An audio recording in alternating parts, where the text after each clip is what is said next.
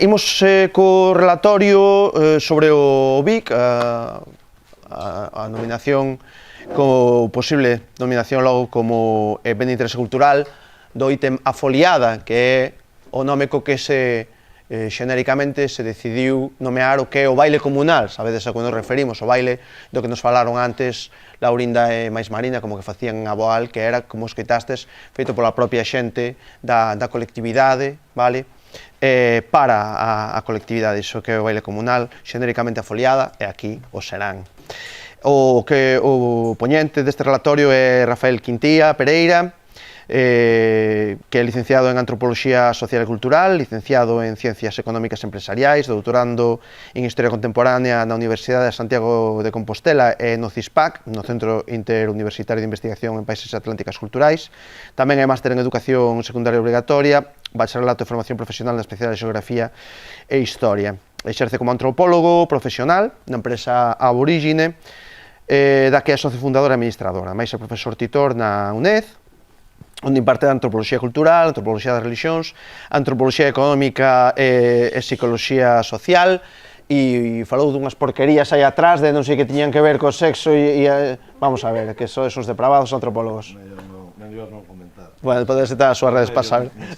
Para saber o que pasou con Rafa Quintía en 4 que ten a súa tela. Especialista en patrimonio inmaterial e proxectos de posta en valor de patrimonio, investigador, formador e divulgador nos campos de antropoloxía e da historia. As súas liñas de investigación céntrase fundamentalmente no patrimonio inmaterial e o seu traballo ten sido galardoado con 5 premios de investigación e ensaio, 5, entre outros o premio Xermade na Historia, o Ramón Piñeiro, Vicente Risco de Ciencias Sociais, etc. É autor de máis de 20 libros, de varias obras colectivas e dun cento de artigos. No campo de antropoloxía visual, ademais, realizou 11 documentarios etnográficos e históricos. É membro do Observatorio Internacional da Cátedra UNESCO da Universidade de Valencia, do Comité de Europa, membro fundador e presidente da Sociedade Antropolóxica Galega, vicepresidente da Asociación Galega de Antropoloxía Social e Cultural, a Gantro, a quen se encargou o informe BIC do que imos falar agora, e é responsable de patrimonio da Xunta Reitora da Comunidade de Montes Veciñais e Mancomún en Salcedo, Pontevedra, membro do comité tamén académico de Amigos da Cultura Celta. Como vedes, xente lida, temos aquí connosco. Imos escoitar o relatorio e despois imos facer unha cousa que é as cuestións que vos vayan xurdindo, que queiras preguntar durante este relatorio, gardádeas, porque van ser abordadas na seguinte parte xa con Xulia Feixóo tamén na mesa de debate no coloquio, de acordo? Entón, solamente agora o relatorio e despois pasamos ao coloquio, se vos parece ben. Cando queira, Rafa. Bueno, moitas grazas a Guillermo pola presentación, a Sofía por convidarme e a todos por estar aquí, non? Había tempo que non viña a Mondariz, creo que a última vez que estiven aquí neste mesmo edificio estivemos falando sobre a linguaxe das campás, sobre tema tamén moi interesante, e a última vez que estive nunha actividade da asociación foi en Lugo. En Lugo hai como 10 anos unhas xornadas en Lugo tamén. Xa tardamos. Sí, bueno, cuadro agora. Bueno, pois nada, moitas grazas. Vamos falar entón, explicar un pouco, temos 3 cuartos de hora, non? 40 minutos, e logo podemos falar e debatir, que creo que é o enriquecedor. Vou intentar resumirvos da forma máis clara en que consistiu o traballo do informe para o BIC Foliada, e para eso vamos a empezar pouco a pouco, explicar que é un BIC, como se fai o proceso, que é o patrimonio inmaterial, porque é un BIC de patrimonio inmaterial, e logo como se define o propio ítem que se pretende catalogar e protexer, non? Para entender un pouco todo isto, porque hai particularidades concretas que moitas veces non chegamos a entender de que significa o patrimonio inmaterial, non? A necesidade de que o patrimonio inmaterial sexa un patrimonio vivo e dinámico, non un fósil, non? Se fósemos unha cultura fósil estaríamos mortos, non? Entón vamos a ir avanzando. Ao principio igual é un pouco máis tedioso, porque vamos a tocar algúns conceptos, pero en calquera momento, se tendes algunha dúbida, algunha pregunta, tamén podemos parar. Bueno, o primeiro é que é un BIC, non? Un BIC, bueno, puxen eso porque porque por desgracia un BIC, que é a figura de maior protección dun elemento patrimonial na nosa legislación, pois logo na práctica efectivamente pois ten o mesmo valor que un BIC de pintar, o sea, porque as leis, se non se fan cumplir, se non hai, por moita lei que haxa, se non se protexe o patrimonio, pois non serve para nada. Entón, fixen ese guiño, non? O primeiro que hai que decir que a declaración de un ben de interese cultural, o ben de interese cultural é esa figura de máxima protección dun ben, que pode ser patrimonio tangible, intangible, pode ser material ou inmaterial, non? É a figura, como digo, de máxima protección según a lei, neste caso, 16/1985, non? Tal como está definido na nosa Constitución, isto é interesante, os BICs decláraos cada comunidade autónoma, salvo algunhas parcelas que dependen do Estado, non? Pero son as comunidades autónomas as que declaran que bens son susceptibles de catalogarse como BIC. E isto xa é un tema interesante, porque nos leva a preguntarnos por que Galicia, que é unha das potencias mundiais a nivel cultural, ten só 2 BICs de patrimonio inmaterial. Non sei se sabedes que só temos 2 BICs. Bic naranja e Bic cristal. No, bueno, voume erguer así, collo isto, non te preocupes, non te compliques, ben. Sí, é máis cómodo para vos, sí. Bueno, porque dixen que non me iba a falar sentado, pero que vamos a facer? Non se pode ser coherente en toda a vida. Sí, nada, non te preocupes. Bueno, decía que temos 2 BICs. Un é o patrimonio de Castelao, a figura Castelao, o legado, e outro é a carpintería de Ribeira. Mirade se temos cousas que poderían ser clasificadas como BIC. Entroido, danzas, tal. 2. Depende, neste caso, xa vos digo, da comunidade autónoma. Seguimos a Cantabria, eu o ano pasado tiven que revisar un traballo para o Ministerio, todos os fondos documentais dos bens de interés cultural, patrimonio inmaterial de todo o Estado, e eu encargueime de Asturias, Cantabria e Galicia. Cantabria ten 15 BICs. 15, vale? Hai comunidades que teñen 30 BICs. Bueno, pois Galicia ten 2. Por iso é importante que dende a Xunta tamén se lle perda medo á declaración do patrimonio inmaterial como un elemento a conservar. Primeiro, hai un certo descoñecemento por parte dos técnicos. Non hai ningún técnico que pertenza ao campo da antropoloxía. Entón, claro, falalle patrimonio inmaterial e primeiro entran así en espasmos, despois, unha vez que saen do shock traumático, non saben moi ben como manexar a inmaterialidade, non saben, a veces, nin siquiera o que significa unha comunidade portadora, non? Entón, bueno, é importante que pouco a pouco vayan perdendo medo a máis alá de calquer outro tipo de interés que poda haber, a declaración destes bens, non?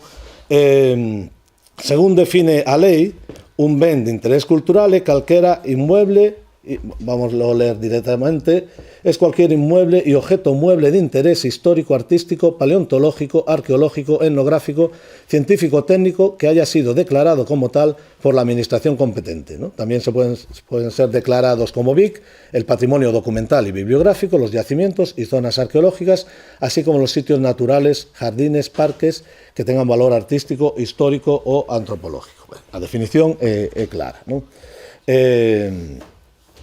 Na propia lei galega tamén definido nese sentido, non? E son potestade do Consello da Xunta de Galicia a declaración destes BICs, non?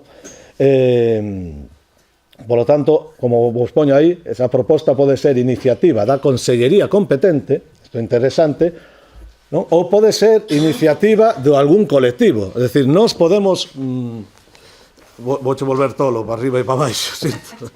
Nós podemos propor a declaración de BICs. De feito, esta futura declaración do BIC nace dunha declaración anterior, dun intento de declaración anterior que era o do baile galego, que nace de iniciativa social, de colectivos, non? Entón, nós podemos propor, non?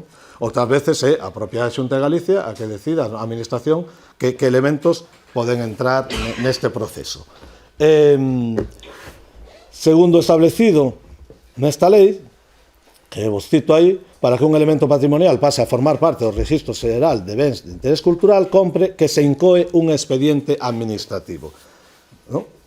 Esta é a fase na que estemos. Hai que incoar un expediente, ese expediente logo sométese a opinión pública, tú podes facer alegacións, e a partir de aí se redactaría o expediente final e si corresponde a declaración. O expediente resólvese por acordo do Consello de Goberno da Comunidade Autónoma, non?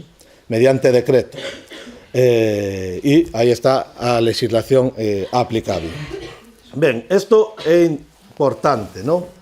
Porque para poder incoar un proceso de declaración ten que haber unha documentación dese ben. E as especificacións que establece a lei é que ten que haber unha descripción detallada e precisa que permita a identificación do ben. Ten que asociarse ese ben a unha categoría. Non vou ler todo isto, non? E no caso de que sexa un ben inmaterial, ademais da descripción dos seus aspectos intangibles, identificarase o seu ámbito especial e temporal cando sexa necesario, non? Entón, para incoar ese proceso, a Xunta necesita unha ferramenta de traballo. E nós o que fixemos foi un informe técnico que é unha ferramenta para que eles traballen. Isto é importante entendelo, non é a declaración, é unha ferramenta. É como se un concello quere pon en marcha, non sei, facer unha biblioteca e pide un proxecto arquitectónico, e logo eles deciden. Entón, nós o que fixemos, neste caso, con Bea, con Xulia, con Félix e eu, foi facer un informe que cubra esas especificacións que demanda o proceso de incoación na descripción do ben, dende unha perspectiva, obviamente, o máis amplia posible, non? E cal é esa perspectiva? Bueno, pois para entender como se ten que definir un ben deste tipo, hai que entender o que é o patrimonio cultural, e hai que entender o que é o patrimonio cultural inmaterial, senón é imposible describir un ben. Cos bens materiais arqueolóxicos é fácil, verdad? É algo tangible, podelo tocar, está aí, ten un área de protección, pero cando falamos de inmaterialidade, non? É moito máis complexo, porque a inmaterialidade está en nós, digamos, son os lentes cos que vemos o mundo, é a cultura, non? É ese molde mental compartido por unha colectividade. Entón, claro, moitas veces describir eses fenómenos que se plasman en realidades sociais e culturais é complexo. Definir quen é o portador ou non é complexo. Cando é algo moi específico, non hai problema. A obra de Castelao, pois é de Castelao. Pero se nós queremos, imaginar, protexer a lingua, quen son os portadores? Todos os que falan a lingua, os profesores de lingua, os escritores, a xente da cultura, a cultura da xente, quen son os portadores, non? Entón, ese é o problema. Por lo tanto, o primeiro, agora voume sentar, é definir que é patrimonio cultural. O patrimonio cultural é a herdanza cultural propia do pasado dunha comunidade mantida ata a actualidade e transmitida de xeracións en xeracións. É dicir, un fósil, un obxecto que non mudou, relicto metido nunha redoma de ámbar, non é un patrimonio cultural vivo, mantido e actualizado. Para que algo este vivo, esa é a declaración, non? A definición de patrimonio. Ten que ser algo que se foi transmitindo de xeración en xeración, como pode ser a lingua, como pode ser, pois non sei, a música, como pode ser o baile, como pode ser a gastronomía, o que queran. Obviamente, como a sociedade cambia, o pobo cambia, esa transmisión vai sufrindo procesos de adaptación aos novos tempos, non? Porque senón a nosa cultura sería unha cultura morta, non?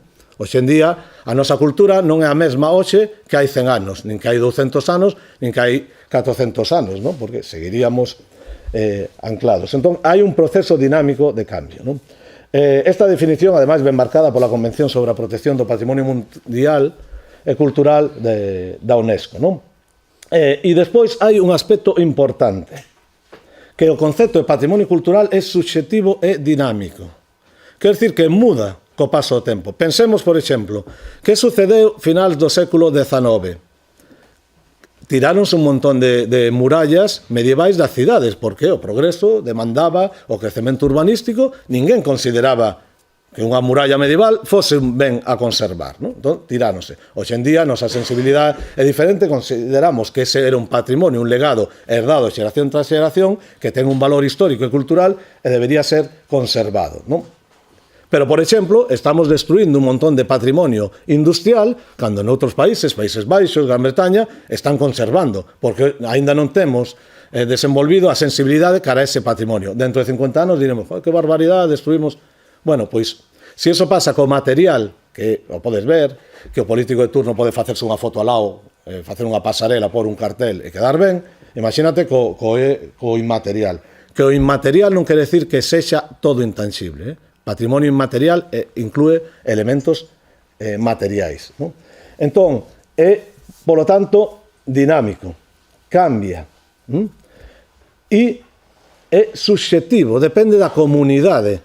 O que para nós é patrimonio, para outro pode non ser patrimonio. Por exemplo, en Escandinavia teñense desviado autoestradas porque pasaban por unha xeografía mítica, un lugar onde habitaban trolls ou gnomos.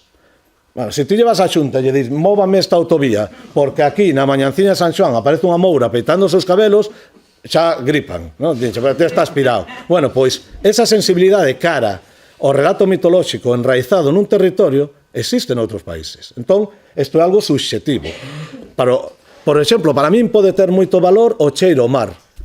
Eu, que tiven que vivir e traballar en Madrid, iba ás pescaderías a cheirar peixe, porque tiña un mono, pois necesitaba cheirar o mar. Para min é algo que entronca coa miña cultura, que me conecta a un territorio, que forma parte da miña identidade, e para min ese cheiro, cando a María está baixa, sería un cheiro a conservar. En Pontevedra temos outros cheiros que non é necesario conservalos, pero o cheiro a mar, que quero decir? Que o que nos declaremos ou consideremos patrimonio é subxetivo, depende da nosa sensibilidade e do que nos queramos. E debería ser cada comunidade humana a que defina o que é patrimonio para eles. Que pasa? Que normalmente ou cho definen dende fora, ou che din o que é, ou a clave é quen é o que fala pola comunidade e di o que é patrimonio e o que non.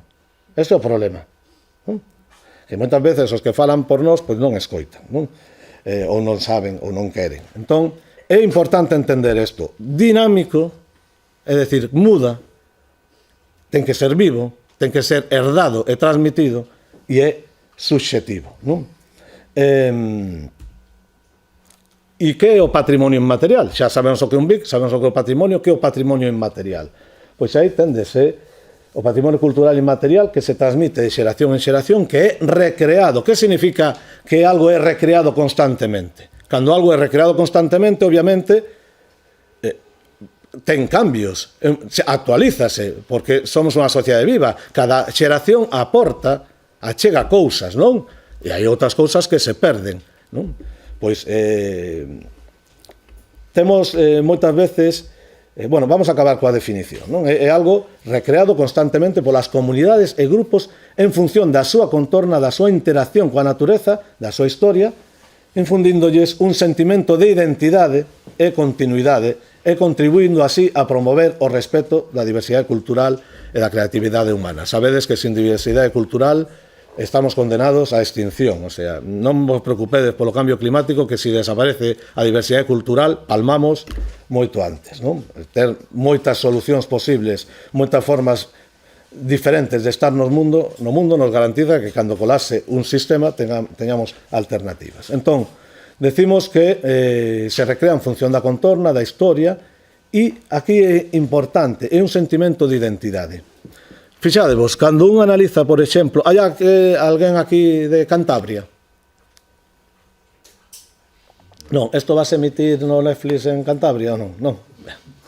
Cando un analiza os BICs de Cantabria... Non, vale, bueno. Cando un analiza os BICs de Cantabria, moitos dos BICs de Cantabria de patrimonio inmaterial non son patrimonio inmaterial. É un escándalo. Son creacións escenográficas con danzas, algunha inventada, para posta en escena nun escenario. non hai comunidade portadora, non hai transmisión interxeracional e nin siquiera hai un sentimento de identidade, ainda que o sentimento de identidade construese a partir de aí, se iso é un signo de identidade esa colectividade, pero moitas desas danzas son postas en escena de danza ou coreografías creadas, non? Entón é importante entender eso, non? Polo tanto, ten que haber ese sentimento de identidade e ese dinamismo, ¿no? Que lle vai otorgando pues, cada cultura. Hoxe en día, moitas veces tendemos a falar de cultura como algo positivo en sí mesmo, no sentido de que cultura é bo. Bueno, cultura, antropofagia, cultura. Pero hai cousas na cultura que poden cambiar. É igual que o concepto de tradición, ¿no? Que o concepto de tradición? Bueno, isto é un melón complicado, pero é toda a vida. E cando dis toda a vida, que o que lembra o teu avó? Coño, eso non é toda a vida, eso son 3 xeracións máximo, non? Entón, a tradición muta. O que hoxe é innovación, dentro de 100 anos, será a tradición, si se conserva e se transmite, non? Entón, co tema do patrimonio e o patrimonio inmaterial, pois pasa así, non? Ten que haber, é normal que haxa unha recreación. E a veces quedamos un pouco suxeitos a unha visión bucólica, romántica, folclorizada do que é o pasado, non? É dicir, bueno, pois como hai 100 anos, pois bailaban, non sei, descalzos, pois hai que bailar descalzos. Bueno, igual bailaban descalzos porque non tiñan calzado, non? E hoxe en día non ten sentido bailar descalzos, non? O que hai que entender é cal é o fin, a función, a esencia do ben, non só a estética, non temos por que vestirnos, non, como hai 200 anos, porque a sociedade actual non é a de hai 200 anos, nin temos por que comportarnos como hai 200 anos, porque entón teríamos problemas, igual non podían nin estar a maior parte das mulleres aquí, porque os espazos de socialización hai 200 anos, ou hai 100 anos, ou hai 60 anos, eran diferentes, non? Entón, a cultura vai mudando según o que nos queremos. A veces según o que nos queremos, outras veces froito de procesos de aculturación, de colonialismo cultural, e outras veces por procesos de resistencia, novas fórmulas, ¿no? de resiliencia. Vale. O patrimonio inmaterial está definido no artigo 9.3 da Lei 5/216 do 4 de maio, a última lei de patrimonio da Xunta de Galicia, ¿no? E enténdese, aquí xa especifica máis, patrimonio cultural inmaterial son os usos, representacións, expresións, coñecementos e técnicas xunto cos instrumentos, obxectos, artefactos e espazos culturais que lle son inherente. Quero decir que o saber de zoqueiro é patrimonio inmaterial, pero as ferramentas, o seu taller tamén é patrimonio inmaterial, ainda que sexa tangible. O baile é patrimonio inmaterial, ten que ver coas expresións, coas representacións, coas técnicas, verdade? Pero ou a música, pero os instrumentos, os espazos tamén son patrimonio inmaterial, non? Que as comunidades, os grupos, en algúns casos, os individuos, isto ven pois, por figuras como Castelao, non? Recoñezan como parte integrante do seu patrimonio cultural. Isto é importante que as comunidades recoñezan como parte do seu patrimonio, pero a miña pregunta é, pregúntaselle sempre ás comunidades que recoñecen eles como patrimonio deles? Claro, se partimos da idea que os representantes políticos representan a comunidade, pois poden falar por nós. Pero, realmente, e que é a comunidade? É a comunidade parroquial, o concello, é o Estado, é a autonomía? Son cousas que quedan aí, non? No aire, non? Os ámbitos do patrimonio inmaterial, por lo tanto, son a lingua, vale? Como vehículo do patrimonio cultural inmaterial, cousa que parece que se esquece moitas veces. A lingua é o principal ben a protexer do patrimonio inmaterial, porque é a ferramenta de transmisión de toda a cultura, a toponimia, tan importante en Galicia, as tradicións e expresións orais, as artes do espectáculo, en especial a danza, a música. Vale, pero non toda a danza e a música son artes do espectáculo, non? As representacións, os xogos, os deportes, os usos sociais, rituales e actos festivos. Cando falamos do baile comunal, podemos estar falando de tradicións, de expresións orais, pero tamén de usos sociais, rituais e actos festivos, non? Os coñecementos e usos relacionados coa natureza e o universo, e as técnicas artesanais, tradicionais, actividades productivas e procesos. Aí poden entrar os músicos tamén. E ou a xente dedicada á formación. Ben, entón, xa sabemos o que é o BIC, xa sabemos o que é o patrimonio e o patrimonio inmaterial. E creo que é importante aclarar non estas ideas. Que fixemos no informe? Bueno, aí tendes o esquema do informe. Unha definición ETIC e justificante e justificación da declaración. Definición ETIC é un término que usamos en antropoloxía. Hai unha definición pode ser ETIC ou EMIC. ETIC, digamos que é unha definición obxectiva feita dende os estudiosos, e a EMIC é a propia explicación que dá a comunidade participante, non? Eu podo decir, pois este é un mito de creación que explica, un mito, non sei, cosmogónico que explica como naceu o lume tal, e a persona te pode decir, non, o lume naceu así, a nosa historia foi transmitido, son as dúas perspectivas, non? E é importante ter en conta as dúas perspectivas.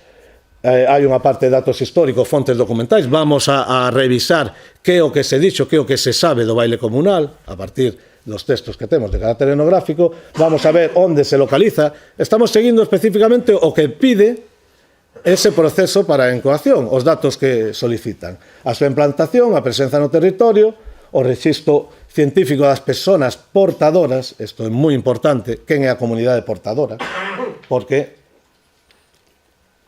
esa é a clave, non? Porque a comunidade portadora será o interlocutor válido tamén, non? A conservación e reintegración, unha diagnose, é dicir, facer unha DAFO, cales son os riscos, as fortalezas, isto todo non é inventado, que che pide, é o que che piden para poder logo poñer en marcha o proceso de declaración se vai adiante. Os riscos que ten o ben, as fortalezas, se fose un ben material, se fose unha mamo, un petroglifo, pois dirían, está nunha zona, hai riscos de escorrentía de terras, hai riscos de lume, hai risco tal. Bueno, pois os bens inmateriais tamén teñen riscos. Riscos de aculturación, riscos de folclorización, riscos derivados da turistificación, hai moitos riscos, non? As medidas de salvagarda que se poden implementar son propostas, e logo incluímos tamén, por suposto, un glosario de termos para que os que lean o informe o usen como ferramenta entenda, se teñen algunha dúbida, non? Unha bibliografía e unha serie de anexos, incluindo as definicións EMIC do ben foliada, non? Falouse con un montón de xente, portadores, que nos digan que é para vos, neste caso, que é para vos unha foliada. É importante, como perciba a xente. Por que? Porque o patrimonio cultural é subxetivo, dinámico, e son as comunidades as que deben decir o que para eles é. Hai que escoitar as comunidades, non? Ben, a partir de aí, eu vou... Encántame estas postais, eu colecciono postais de gallegos e gallegas con patelas e pandeiros e cruceiros, encántame esta collina de internet, pero agora cada día é máis difícil, é unha tradición que se está perdendo, non? Ese merchandising tan bonito que había. Ben, que iba a decir?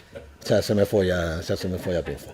Bueno, eu vou falar exclusivamente, porque logo no debate podemos falar de moitas máis cousas, do que é a definición do ben, por que do nome, a implantación, vale.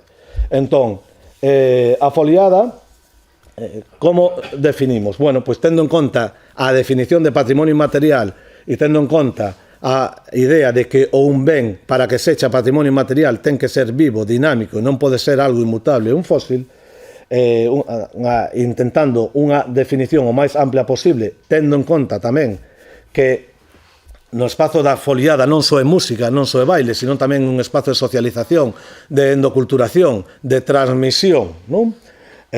Interxeracional, pois unha proposta que achegamos esta foliada é a manifestación musical festiva popular específica de Galicia, e dos galegos e galegas, porque isto é importante, porque ti non tes por que estar en Galicia para manter vivo a túa cultura. Os emigrantes cando marchan levan a súa cultura na mochila, non?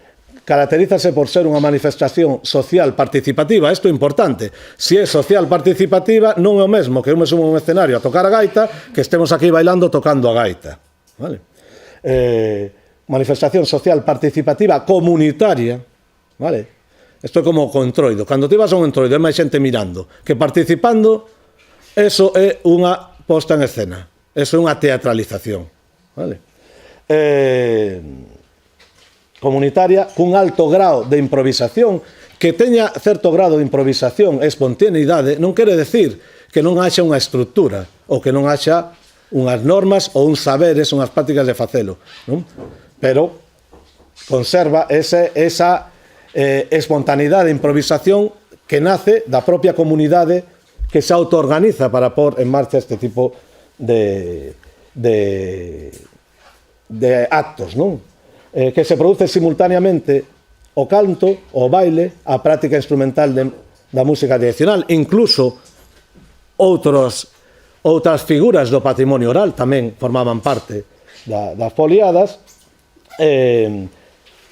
entendida esta como o resultado aberto en constante dinamismo dos diversos e numerosos procesos de transmisión, creación, selección e incorporación dos saberes e patrimonios musicais relacionados co ben.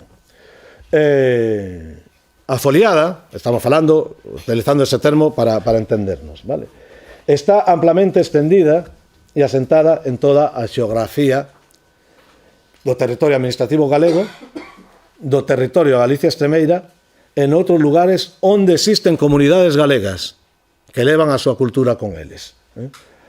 Do mesmo xeito existen outro tipo de reunións, finalidades tales como Magosto, festivais de música, onde está presente a música, está presente o baile, pero ten unhas particularidades culturais, non? Diferentes. Non? Como exemplo da extensión, hoxe en día falamos, non? Tamén temos, gracias á bibliografía, aos textos etnográficos, sabemos a súa extensión pois nos anos 60, nos anos 40, nos anos 20, nos anos 30, ¿no? Está extendida en todo o territorio. Hai lugares onde está máis vivo. Sabemos que houve un momento en que esa cadea de transmisión sufriu mermas, casi se perderon moitos lugares, e a partir dos anos 70 empezouse pouco a pouco, ¿no? a restablecer. Achegamos, neste caso, un inventario de todas as foliadas que pudemos localizar no ano 2022. Hai que ter en conta que tivemos a pandemia polo medio, hai unha repercusión, non, neste tipo de eventos, van nun anexo tamén, porque vexan, pero como un exemplo, pois que saibades que o 25% se fixeron na Coruña, o 45% na provincia de Pontevedra, o 19% na provincia de Lugo e o 7% na provincia de Ourense. Un 1% na Galicia Estremeira e un 1% noutros territorios da península, normalmente vinculados tamén a centros galegos e asociacións da migración, non? Polo tanto, está amplamente extendido e estaba amplamente extendido. A denominación, obviamente, dentro da homoxeneidade da nosa cultura e da nosa lingua, por suposto, tamén hai unha riqueza froito da diversidade das particularidades. Así que hai diferentes denominacións ao longo de todo o territorio, non? Que nos está dicindo que haxa diversidade? Que é un ben rico, vivo, dinámico e transmitido xeración tras xeración. Por eso xera esa riqueza en termos, non? Algúns dos termos documentados, baile de pandereta, baile das pandeiras. Eu lembro, por exemplo, facendo recollida en Mesía, chamaban baile de pandeiras, non? Facían nunha pendeira, tal. Baile de pandeiretas, bailes dos domingos, baile, bullada, festa, festa das casas, fiada, fiadeiro. Na miña parroquia sempre se chamou fiadeiro. E as mouras van ao fiadeiro. Bueno, tamén iban ao baile do Vergel a Marín, pero eso foi despois, porque os mitos tamén se actualizan, non? Filandón, foleada, foliada, foleada, frasca, foliada, marito, bueno.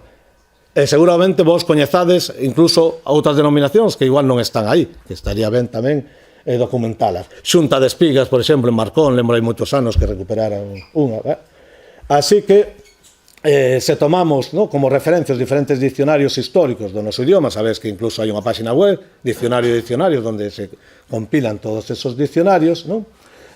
Comprobamos como hai unha serie de conceptos que están imbricados na definición do propio ben, non? O concepto de festa, xeralmente nocturna, bueno, xa o nome serán, fai referencia ao momento, ¿no?, donde se facía, non? Ou se vas a Extremadura, pois llaman seranos, non?, a esos encontros.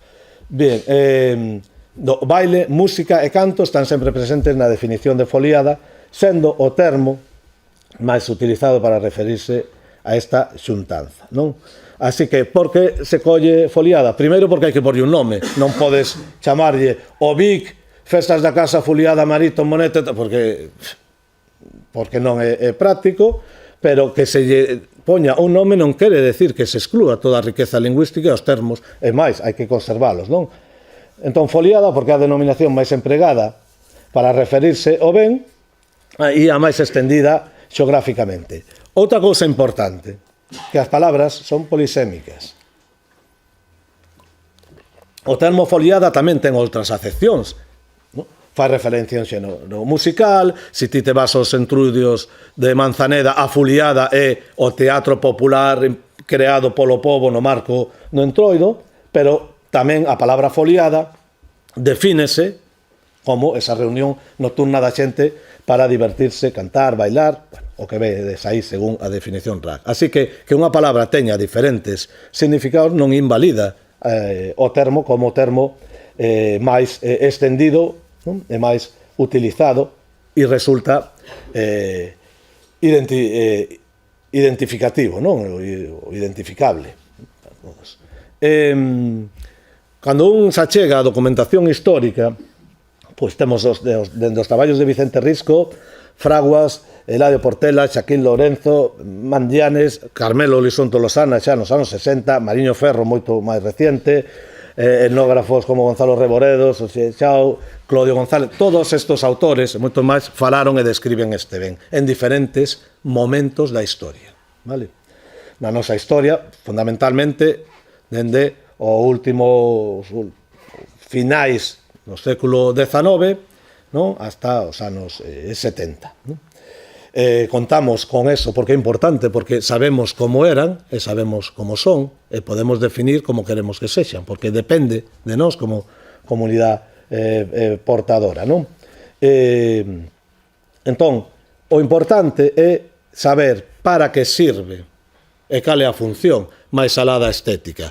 Ten sentido que hoxe en día, por exemplo, sabemos que históricamente as foliadas facíanse nun período concreto do ano, que ten a súa lógica absoluta.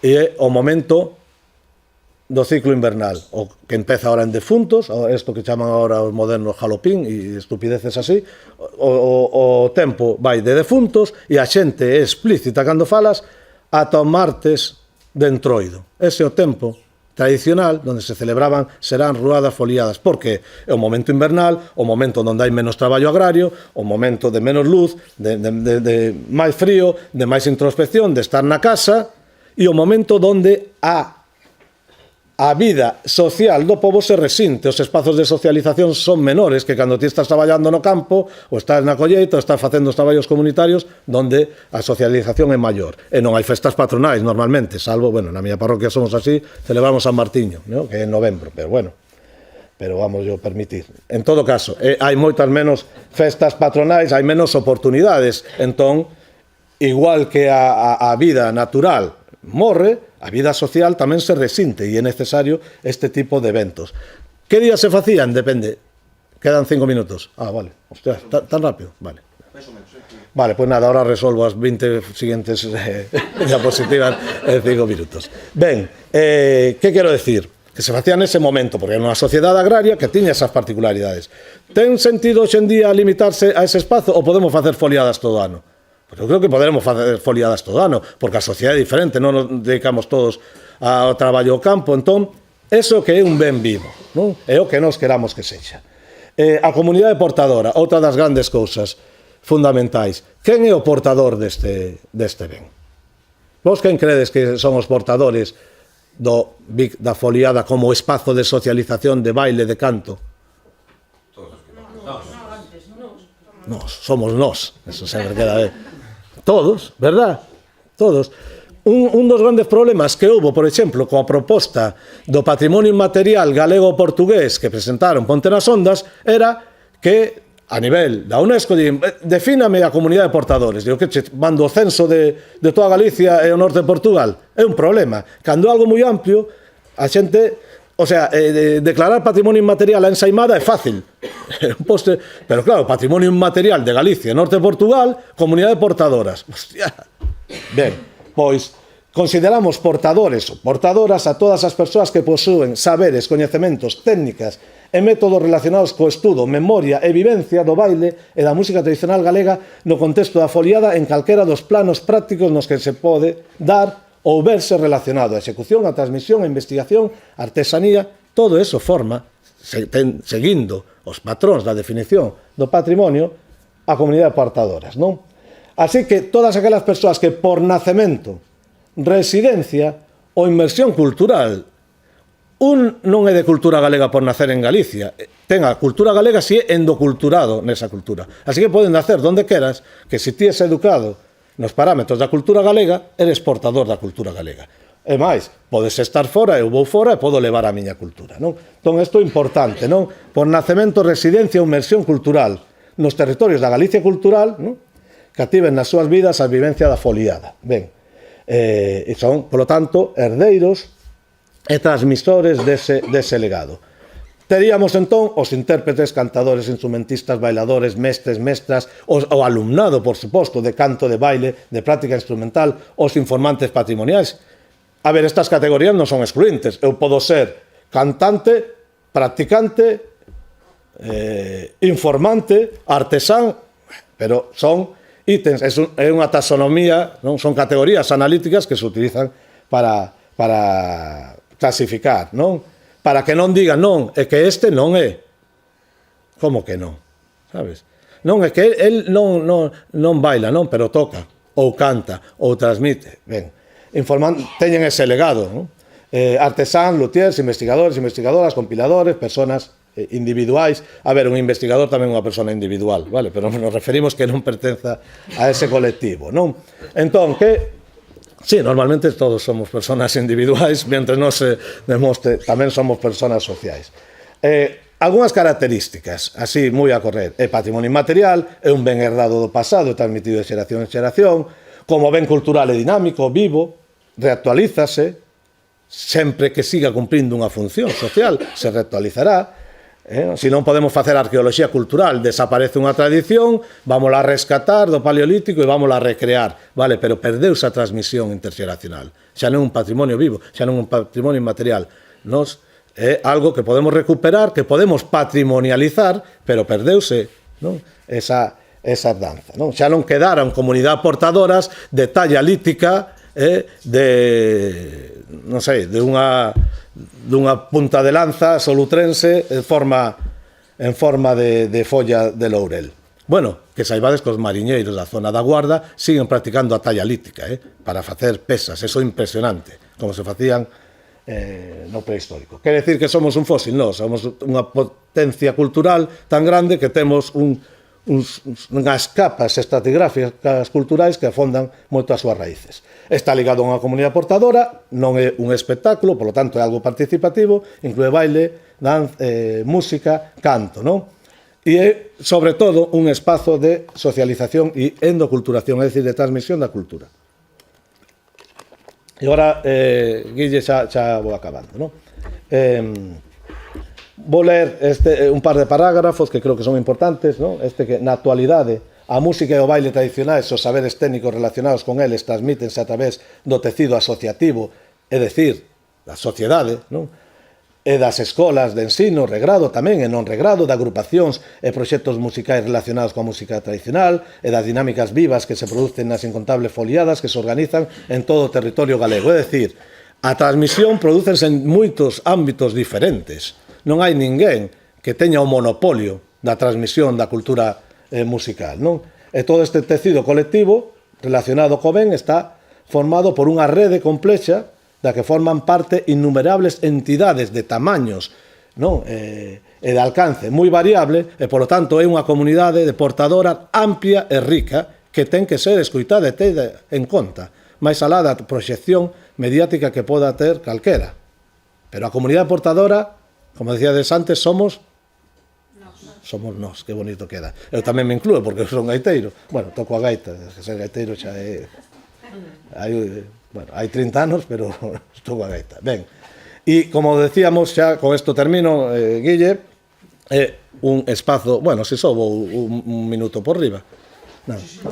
Sí, tranquilo.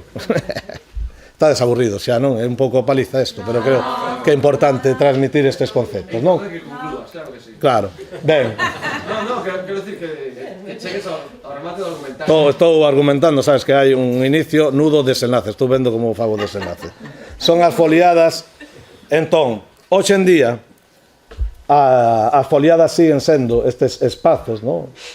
Abertos a aprendizaxe, a transmisión informal, espontánea, imitativa, de endoculturación, sociabilidade, de negociación de prácticas corporais, vocais, expresivas, e lugares privilexiados para a pervivencia, conservación e reintegración da música e o baile tradicional galego. Non me paro con isto. Só quero decir estas dúas características para entender o ben.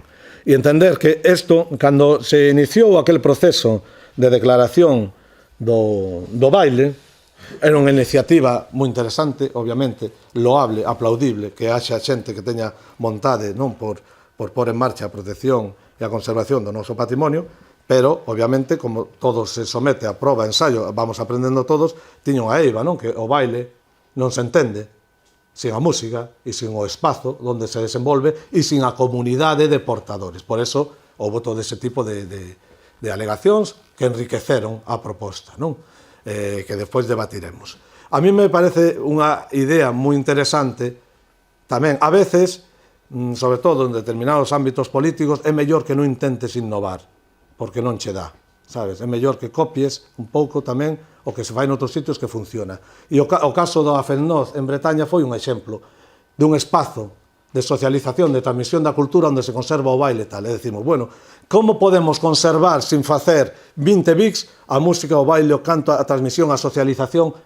Pois o ámbito máis paradigmático, icónico, era a foliada. Entón, eso engloba todo, e creo que é importante, porque engloba dende a ensinanza máis reglada, menos reglada, dende os mestres, dende as agrupacións folclóricas, hasta os colectivos formais, informais, con personalidade xurídica, sin ela, o espontáneo, a veciñanza, o músico, o gaiteiro, engloba todo esas posibilidades, non? Entón, o importante foi entender esas características para que a partir das características que definen o ben, nós, como comunidade portadora, fagamos o que consideremos que é mellor. Si o facemos no verán, si non o facemos no verán, si temos que ir con zocos ou podemos ir con unhas Converse, todos este tipo de elementos que forman parte das propias dinámicas dun mundo que cambia e nos cambiamos con el, non? Entón, que a foliada está amplamente extendida, esta principal característica, en toda a xeografía galega, aínda que as súas denominacións varían, non? Que ten unha serie de características específicas que se repiten, que son abertas á participación comunitaria. Polo tanto, o Festival de Ortigueira non é unha foliada, non está aberta a participación comunitaria. Entón, é importante entender as características mínimas para saber o que é unha foliada do que é non unha foliada. Eso non quere decir que un concepto non pode acabar logo nunha foliada, pero é diferente, non? Comunitaria en todos os planos mencionados, a práctica vocal, instrumental e o baile. Son lugares de encontro e de socialización, polo tanto, ese é un dos elementos esenciais que se debe conservar. Si eu estou facendo unha escenografía representando unha foliada con actores de teatro, non é unha foliada, é unha representación, non é un espazo de encontro e socialización, non? Ben, responde a prácticas dinámicas con alto grado de improvisación e plasticidade e son espazos identitarios de endoculturación e aprendizaxe de frute da música, da lingua e do patrimonio cultural. E eu xa con isto concluo. Por suposto, o informe é moito máis amplo, inclúe todas esas medidas de salvagarda, riscos, e, como vos digo, é unha ferramenta para que con isto podan traballar. E logo eles definirán, modificarán, porque non podemos facer mal, escoitarán outras propostas, outras suxerencias, e esperemos que, por unha vez, pois, tendo en conta todo o apoio que recibiu e todos os amigos e amigas que colaboraron con nós e que temos ese interés, non, en que isto vaya adiante, se conserve ese dote da mellor figura posible, polo menos a nivel legal, para que se siga transmitindo este importante ben con todo o que leva implícito, pois poda ir adiante da mellor forma posible, que a maior parte da xente se sinta integrada, partícipe, e a partir de aí, pois nós decidiremos como queremos que sexa isto ou non sexa, non? Tendo en conta sempre a estrutura, o fin e a definición. E vos deixo aí no aire unha pregunta. Moitas veces fixámonos no fondo, fixámonos na estética e non no fondo. Unha cousa que debatía un día con Guille. Fixádevos nos entroidos, por exemplo, os galáns, as madamas, cando bailaban, non? Ou determinados personaxes, levaban o mellor calzado que tiñan, non? Para que se vira, non? O poder. O mellor calzado que tiñan. Cal era o mellor calzado que tiña unha persona nos anos 40 ou 50? Sí, uns zapatos. Cal é o mellor calzado que ten hoxe un rapaz? Unhas Nike, Flower, Power, non sei que tal. Pode bailar con Nike ou ten que bailar con zapatos? Ai, eu non digo nada, deixo aí. Bueno, pero para que entendades cal é ao fondo a forma, a estrutura e o significado. Que era o que primaba? O mellor calzado para demostrar o teu poderío ou que tiñan que ser zapatos? Bueno, pois eso podemos aplicar a moitas cousas. Moitas grazas e agora quedamos para que querades.